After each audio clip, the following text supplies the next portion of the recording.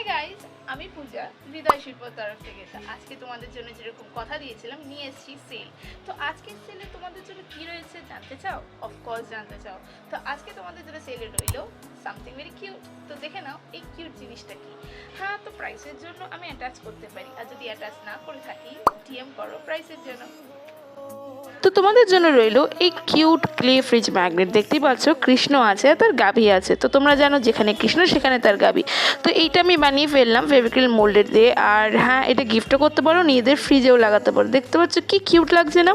তো হ্যাঁ, তো এইটা যদি তোমরা চাও যেরকম বললাম ডিএম করে ফেলো। আর হ্যাঁ, লাইক ফলো সাবস্ক্রাইব করে দাও হৃদয় শিল্পকে। চলো টাটা, আরও আসছে, টাটা।